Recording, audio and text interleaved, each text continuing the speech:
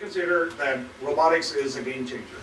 Just like the internet has sort of changed how we think about things over the last 15 years, robotics is going to do that for the next decade. So this is why we think it's very important to do this. And we came together, a large number from the community, to define a roadmap to say how can commercial robotics be used in the US, and in particular how can we use some robots to empower the American workforce so that we can grow the economy.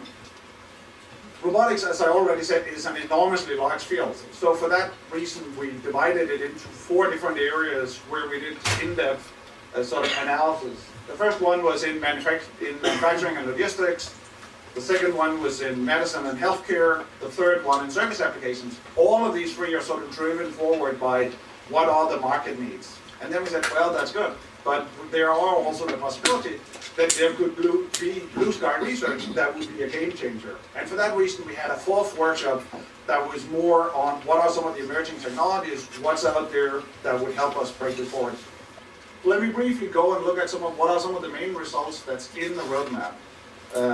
Before I do this, let me briefly mention one of the things that we've of course taken into account is that if you look at sort of the populational statistics or the populational pyramid for the US, over time we will see a significant growth at the top. This is unfortunately a significant growth in the elderly population. That's going to challenge our society in a number of ways. What are we doing in manufacturing? About 11% of the GDP today is directly in the manufacturing industry.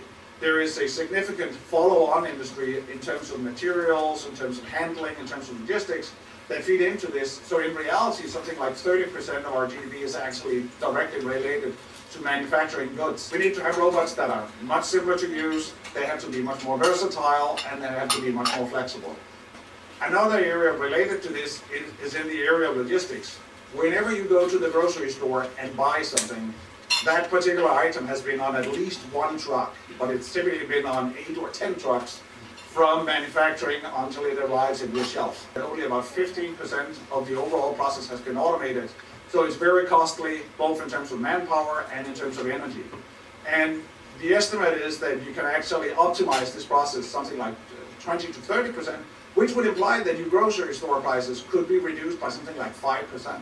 To do this, we need to have flexible palletizing, they have to be easier to program, we need to do small series, and we need to be able to do delivery just on time. We've tried to do to make sure that we are addressing really the societal needs. We've done this where we've had sort of on the right-hand side mapped out what are the applications that we consider to be some of the real game changers. From that, we mapped out what are the key capabilities that we need that we don't have today, and from this we then on the left-hand side, looked at these are the technologies that we need to invest in if we want to make this happen. So there's a very clear link between here are the money, here's where we can make the dollars, and here is the associated science that we need to undertake to be able to do this. Medical robotics is really being a game changer. It's faster, it's better, it's cheaper intervention.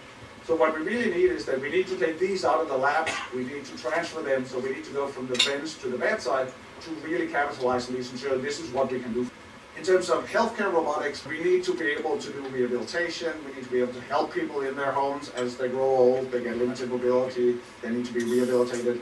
So there we really have a new generation of systems that are coming out that will help us provide better quality of care, better quality of life for everyone, so that's an important area. Another area is in terms of professional services. Here it's really about empowering field applications. This goes back to automating farms. John Deere's working on that and saying already in a few years we can have almost automated farms. We're seeing this in forestry, which is a big area. We're seeing this in mining. So there are quite a number of opportunities here to do this so that we can keep areas like forestry here rather than having them outsourced to South America and to other places. In terms of domestic services, US is already the market leader. It's very much about assisting people in their homes. It's about automating the chores. Here you're seeing vacuum cleaners, lawnmowers, solar-powered lawnmower, it's a green lawnmower, and also entertainment products. Another area when we do this is of course to make sure that we do education and training. It's very important that we use this to develop the workforce. We need to have the workforce. It's our human capital to be able to make this happen. We can only grow our robotics industry if we also have the educated people. We have to recognize that there are international investments in these areas. The European Union has just announced or released a program that's 650 million euros. Korea, as part of their 21st Century Frontier program, has identified robotics as one of their 10 impact areas where they want to be market leaders. They want to be the leaders in robotics 2016. Japan is investing significantly in service robotics. In the US, the robotics industry was born here. We're still the market leaders in medical robotics and in service robotics. If we don't pick up this challenge, we're not going to be the market leaders 5 or 10 years down the road. So we feel that for robotics there is real opportunities. It's a game changer. It's very important that we actually try to recognize the true potential of the near-term growth, both economically and in terms of security applications. We also really try to identify robotics as a top R&D priority. How would we go about this? Our recommendation is that it would make sense to form an interagency working group on robotics technology under the National Science and Technology Council. This is a model that's been used in nano before, so it's a well-known model that has been very effective of making sure there is no single agency today that really owns robotics. It is deeply embedded in several different agencies, and it would make sense to have such an interagency working group. What we would like to see is actually that the interagency working group on robotics technology would develop a plan for a national initiative in robotics, science and technology to be discussed with PCAST and with OSTP to make sure that it has that kind of breadth and it has sort of the right kind of impact. And we feel as component to a plan, we would like to see discussing where is the support for the, or how can we arrange for support for the world-class R&D across the number of different agencies. We have a need for basic research, we have a need for transition, we have a need for applied research. We need to make sure that all of them are in the plan. We also think that it's very important to foster the transfer of technology. We can't just have it in the university labs. It's very important that we have the full value chain from basic research all the way to making real money. It's also important to sort of integrate robotics into sort of a competitiveness policy.